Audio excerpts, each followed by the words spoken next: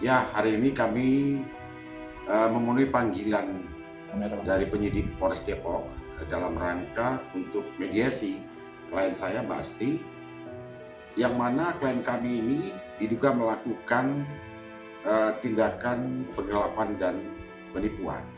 Nah, menurut kami, tadi hasil mediasi, nah perkara ini semestinya tidak masuk ranah pidana. Nah, karena apa? Ini adalah persoalannya mereka ini adalah masalah pembagian harta waris. Nah, tentu klien kami ini dari tahun 2020 hampir 3 tahun menuntut haknya sampai hari ini. Nah, makanya klien kami ini mencari keadilan. Nah, makanya klien kami ingin menyelesaikan persoalan ini secara kekeluargaan dan secara adil. Agar apa?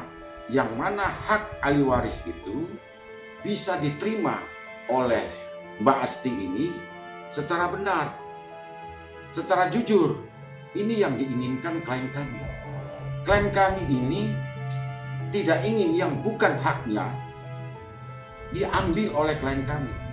Nah, makanya tadi hasil dari mediasi ini dari pihak klien si telapor itu berkeinginan perkara ini dilanjutkan, silakan, kami siap untuk menghadapi itu kalau memang itu yang diinginkan oleh terlapor, dan klien kami pun siap dengan bukti-bukti yang ada yang dia pegang sampai saat ini. Nah, persoalannya sekarang, kenapa saling lapor? Ini kan persoalan waris yang harus diselesaikan secara musyawarah dan benar. Kenapa? Tentu kita memahami juga dalam hukum Islam bahwa harta waris itu jika diambil dengan tidak benar, apalagi menzolimi klien kami, haram hukumnya. Nah, disinilah akhirnya klien kami dilaporkan di Polres Depok yang diduga klien kami melakukan penggelapan dan penipuan berkenaan dengan sepeda ataupun jam arloji. Setelah kami pertanyakan dengan klien kami sendiri tidak mengerti apa yang dilaporkan oleh terlapor, masalah jam dan masalah sepeda. Nah, disinilah kami akan melakukan upaya hukum apapun untuk pembelaan terhadap klien kami, sampai manapun akan kami kejar mencari keadilan. Nah, dengan demikian klien kami tetap dengan pendiriannya bahwa itu adalah hak waris yang harus diperjuangkan karena klien kami masih mempunyai anak kecil. Nah, inilah seorang ibu yang memperjuangkan hak-hak untuk anaknya. Nah, maka hari ini klien kami coba melakukan untuk musyawarah pada hari ini di Polres Depok, tetapi itu gagal kami lakukan, dan mereka mengatakan bahwa akan melanjuti. Menurut kami ini adalah perkara perdata, tidak ada unsurnya perkara pidana. Ini menurut pandangan kami. Demikian. Kalau Mbak Asi bisa ceritakan kronologi seperti apa sih Mbak? Bisa dibilang perebutan ya warisan seperti apa Mbak? Bismillahirrahmanirrahim. Assalamualaikum. Agak kenceng gitu Mbak. Bismillahirrahmanirrahim. Assalamualaikum. Terima kasih kepada kerabat media. Saya Asti Banuarti. Saya selaku istri dari almarhum suami saya, Insinyur Haji Supriyatno, yang dimana masa hidupnya dia anggota DPR dari Komisi 11. Kronologi dari peristiwa ini bermula dari meninggalnya almarhum, bahwa setelah meninggal almarhum, saya mendapatkan begitu banyak tekanan, seperti ada laporan pertama, mohon maaf ini sudah laporan ketiga kali. Pertamanya saya dilaporkan dengan dalil yang sama, pencurian dalam keluarga motor Harley suami saya, gitu, dimana itu pun menurut saya masih ada hak saya di dalam situ. Naik sidik lagi, gitu. Ini juga yang terakhir, kembali lagi naik sidik lagi, dan menurut saya itu tidak adil ya. Ini menurut saya sungguh sangat membuat saya tertekan selama 3 tahun dan saya tidak mendapatkan hak-hak yang seharusnya saya dapatkan. Itu dilaporkan oleh siapa, Mbak? Oleh anak tiri saya. Berarti anak yang dari yang isi pertama itu ya? Bahwa yang mesti diketahui, ada yang ikut andil dalam masalah ini, gitu. Apa aja Mbak mungkin yang dilakukan selain diduga membawa harta waris itu? Mungkin ada laporan lain yang... Iya, ada. Yang pertama tadi motor, yang kedua saya dapat laporan lagi di Mabes TPPU di tahun 2022 atas dasar memakai uang di rumah sakit suami saya sendiri, gitu.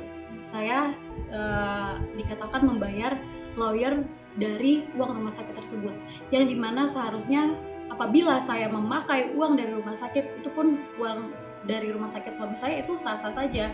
Tapi pada saat itu saya bisa membuktikan kepada penyidik bahwa uang yang saya bayar untuk lawyer itu hasil dari pribadi, uang rekening saya sudah di-print juga sama penyidik. Beberapa bukti saya membayar dengan rekening pribadi saya. Tidak ada sangkut paut uang rumah sakit sama sekali. Selama 3 tahun saya menjalani ini, saya tidak pernah mendapatkan hak saya dari rumah sakit tersebut. Mbak, sorry. Tadi kan Mbak menyebutkan bahwa dilaporkan oleh anak tiri dari almarhum ya. Nah, itu sedikit tarik, dia kemarin ada berapa putra putri sih anaknya? Apa dia sendiri? Apa ada pihak lain yang ikut melaporkan Mbak juga? 3. Dan 3-tiganya melaporkan Mbak? Enggak, Cuma satu. Terkait tudingan yang tadi yang diduga membawa lari harta almarhum. Ya. Mungkin sejauh ini secara itu gimana? Maaf untuk membawa lari, enggak, ini kan pasalnya penipuan. Oh, udah penipuan. Yang sekarang.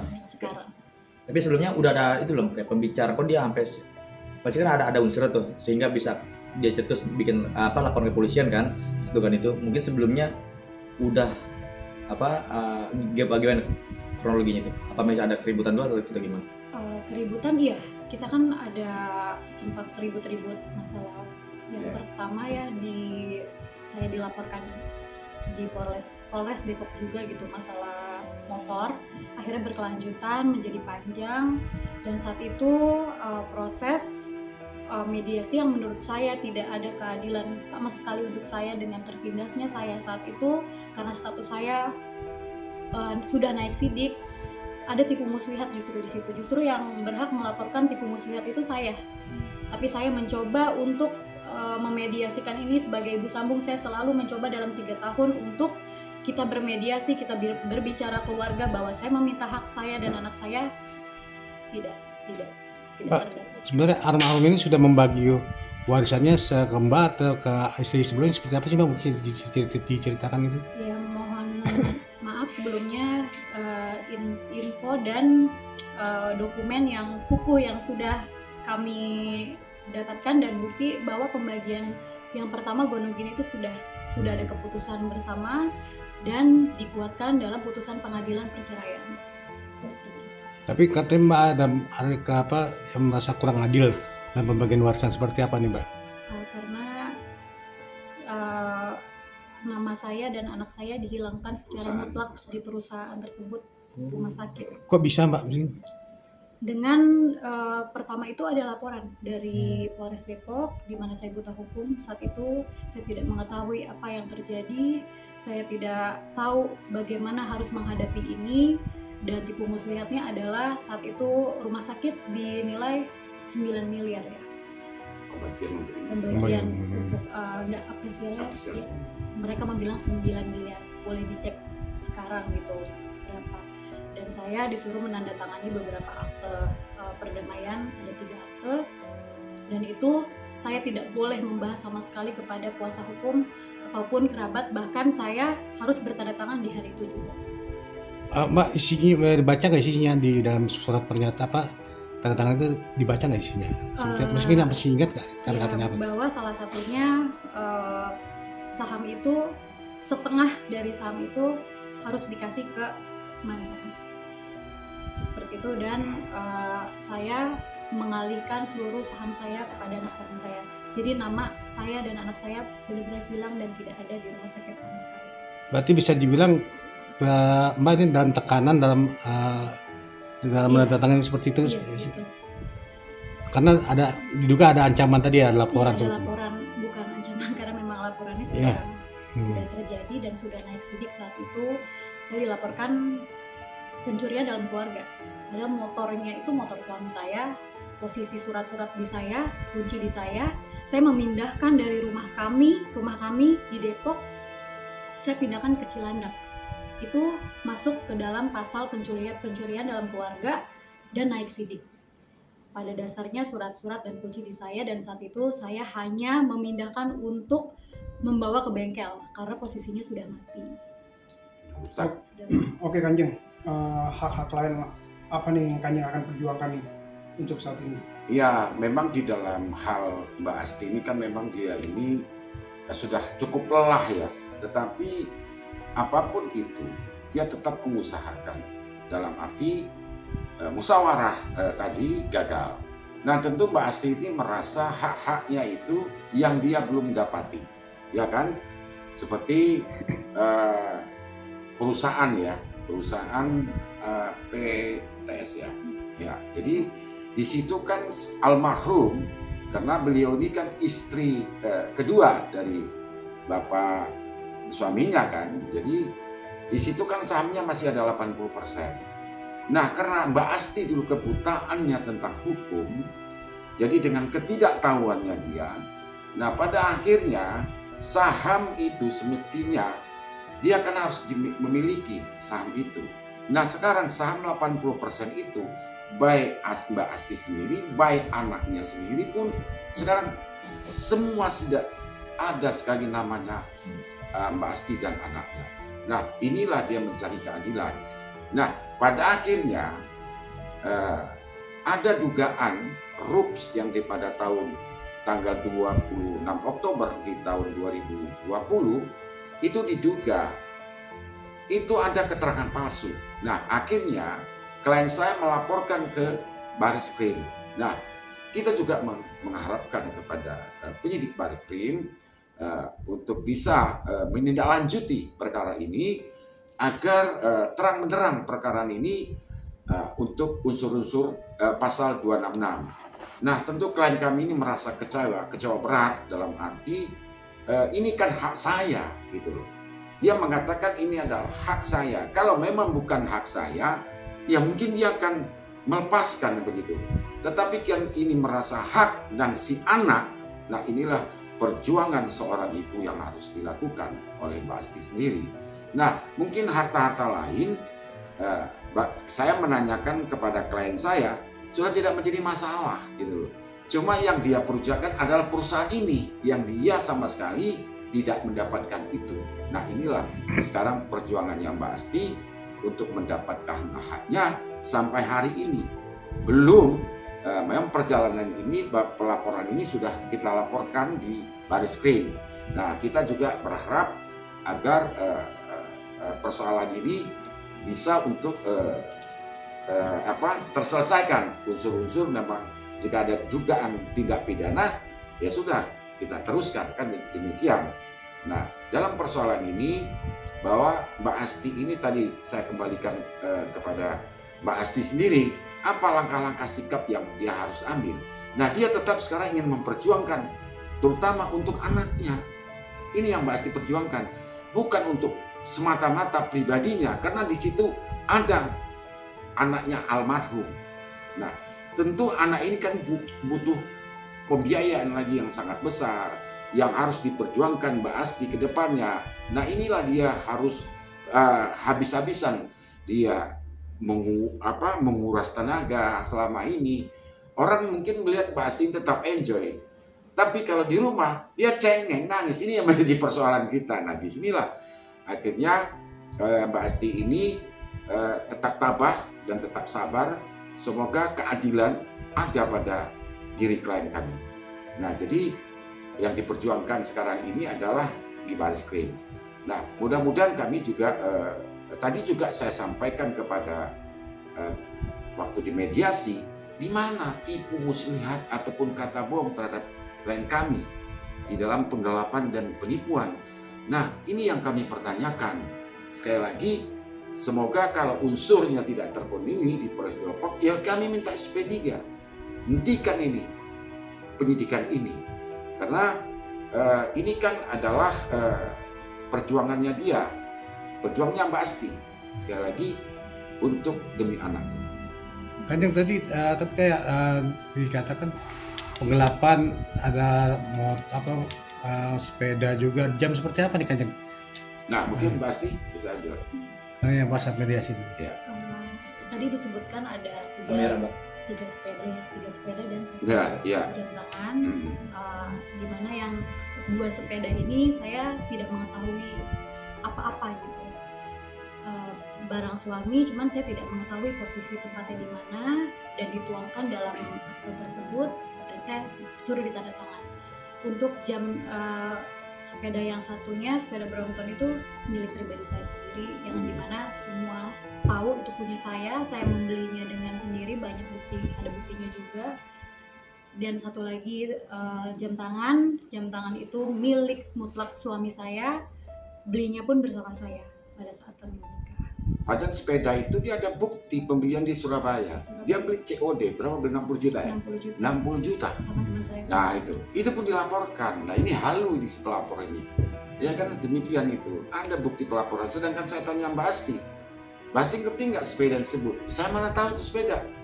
Saya tidak sampai sekarang tidak tahu itu sepeda. Begitu juga yang jam. Nah itu dia bisa buktikan fisiknya apa dia yang melaporkan.